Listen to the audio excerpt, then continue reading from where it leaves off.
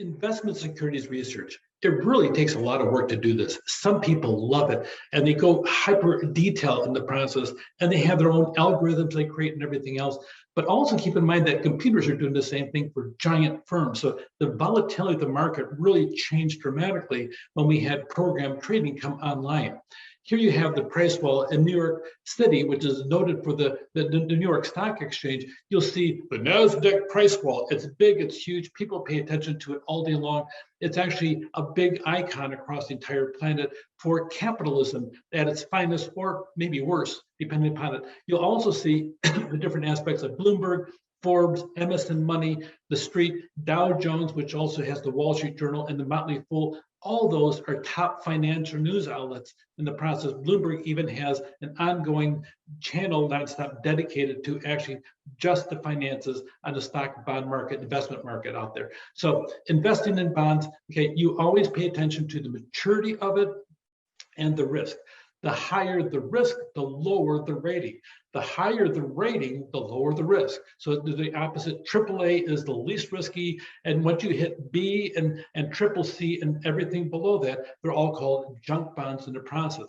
So they're high risk, high interest bonds. So pay attention to how you go about investing. One of the safest areas, and one that I personally think I recommend, is the process of mutual funds.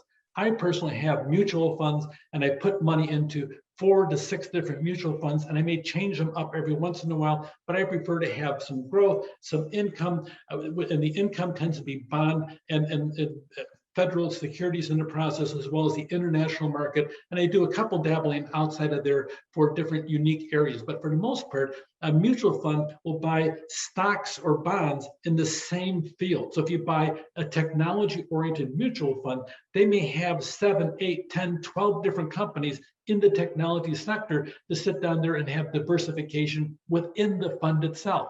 So when you start paying attention that you have 4 different mutual funds, you have 4 mutual funds, but those mutual funds have anywhere from 10 to 50 different items inside of them. You may actually have investments in 200 different companies just by investing in 4 different mutual funds. It's much safer because you have diversification within the mutual fund. And then if you diversify the mutual funds on top of that, then it's even safer in the process. So there's different kinds. You have index funds and everything. The S&P 500 index funds are one of the best performing funds overall.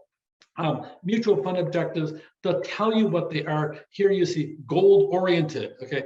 Well, obviously they're buying gold, and you buy different precious metals when the economy is bad. So it depends what you're doing. You also have large growth funds. You'll have cap funds, how much capital is out there. So the S&P 500 is a measurement of the top 500 companies, and that especially is out there on a regular basis.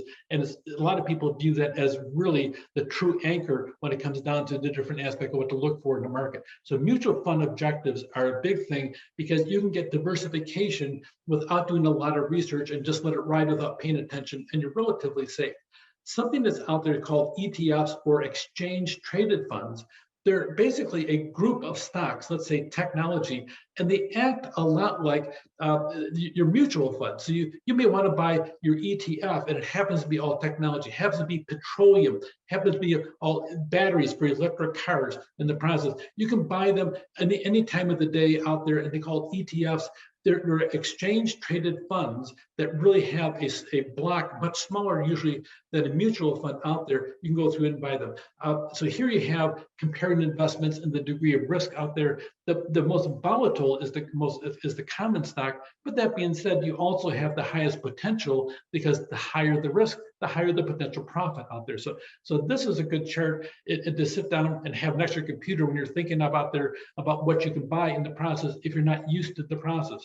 The mutual funds, really about the year 2000, they became really a big part of normal American life, where a lot of people took their IRAs or their 403Bs and they put money into them, and they started sitting down because they saw the advantage of diversification in the process. So ETFs, mutual funds. By the time you're done, you're looking at traditional, includes stocks, bonds, and everything else. Then you have these teeny tiny niche markets. I want to get some healthcare stuff.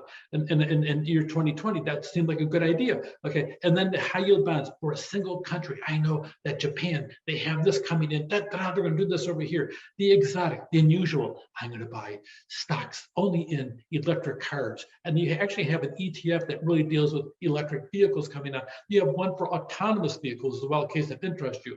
So when you start doing your own research, in case you want to dive into the investment market, do the research.